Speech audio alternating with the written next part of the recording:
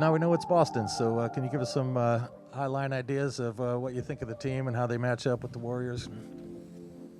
Yeah, obviously a great team. They're in the finals, and they've had a group together, gone through a lot in the last 4 or 5 years, had some success early, had to figure out how to sustain it, and now they're here on this stage, so it's going to be an amazing test. Yeah, that's exactly right. The Boston Celtics are going to provide the Golden State Warriors with very likely their most difficult challenge of the playoffs so far.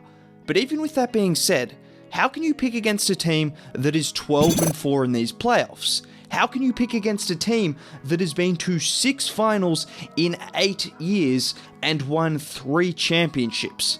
Not to mention, I believe the Warriors are just a better team than the Boston Celtics. Now, before we talk about the superstars on either side, or before we talk about the home court advantage that is going to be very present in this series, there's one huge key to this series that I think people are overlooking, and that is the health of the Warriors' depth.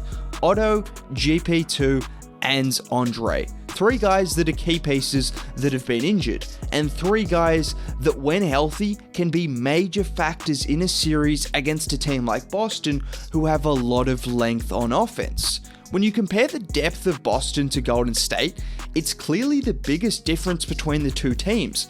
They both have very talented starting lineups, they both have good coaches, good crowds, but the Warriors have around 12 players that are capable of playing minutes, even with the likes of Belly and Moody playing some good minutes against Dallas. But more importantly, they have a handful of really crucial players coming off the bench. Jordan Poole is the star, and he's playing like a damn near all-star off the bench, but the likes of Otto and GP2 are also huge contributors. And even though I expect good things from GP2 and Iggy if they are healthy, I believe Otto Porter Jr. is the key to this bench lineup and a major key to this series. We know the Celtics' scoring comes from their wings, Brown and Tatum, and that means the Warriors are going to need guys capable of switching onto those matchups. With Clay and Wiggins likely the designated defenders for those 2 players, it's still important to have someone in Otto that is capable of switching onto them defensively, but also on the other end of the floor, he provides both size on the offensive glass and shooting, which will keep Robert Williams honest, who otherwise could sag off and just become an absolute deterrent at the rim. But while we're talking about Robert Williams and keeping him honest, I think this is an area that the Warriors could look to exploit, similar to what the Heat tried to do early in the series before Tyler Hero had issues with injury. Here Bam sets the screen on Derek White, and Williams stays in drop coverage, which allows for an easy Tyler Hero pull-up 3. A few possessions later, Bam again sets a screen a bit further out this time, and Williams presses up, which allows a rolling Bam to get to the rim. There were more examples of this, but despite being a great defensive player and pretty versatile for his size, when you bring Williams out further in those high pick and roll situations, it's difficult on him. And when you have Jordan Poole and Stephen Curry running those plays, like we saw them do a ton against the Denver Nuggets, they're going to make life very difficult, particularly when he hasn't looked fully healthy in the playoffs so far. But let's not completely focus on the offense just yet.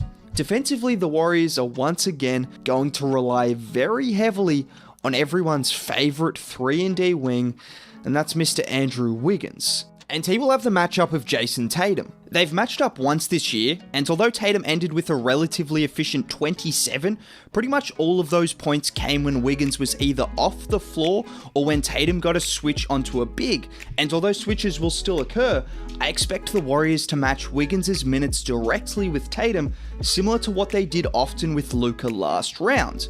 And watching back all of Tatum's shots from that game, it was very clear that Wiggins gave him more trouble than any other defender with his combination of length and athleticism, making outside shots difficult for him, like on these 2 threes where Wiggins gets right up in his face and forces really tough contests, but then also on drives to the rim like this one, where Tatum gets the ball with his back to the basket and initially tries to overpower Wiggins before hitting him with a little hesitation dribble that creates a bit of separation, but not enough separation as he then gets blocked at the rim.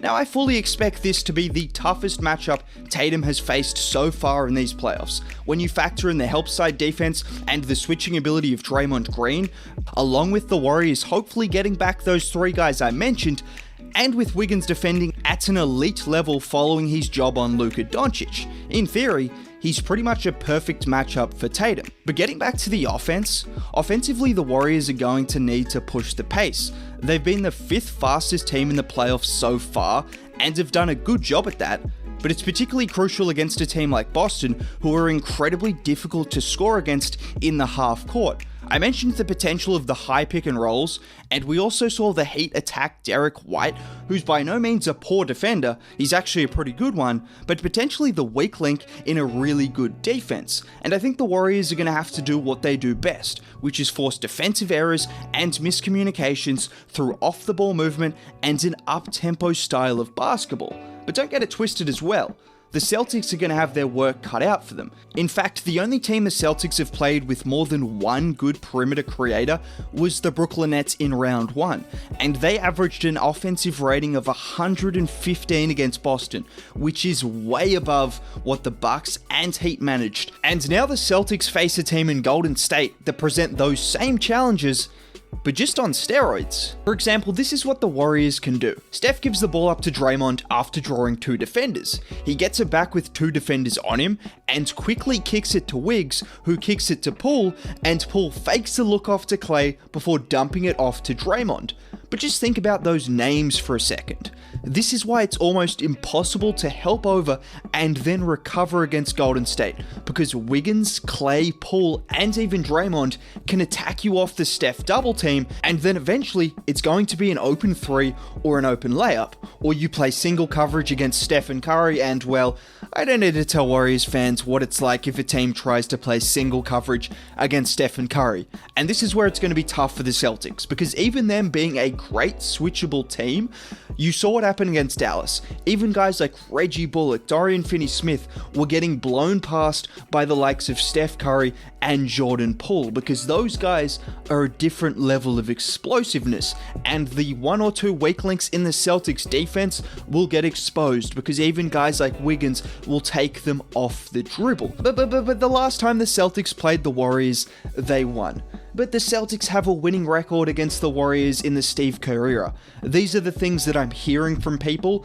I'm here to tell you, that doesn't matter. Do you want to hear the Warriors' record against the 3 teams they played prior to this series? 3-9 during the regular season. They then went 12-4 in the first 3 rounds. That's how much the record in the regular season means. And if you did make it to the end of the video, a like would be much appreciated. Subscribe to the channel. Have a great day. Bye.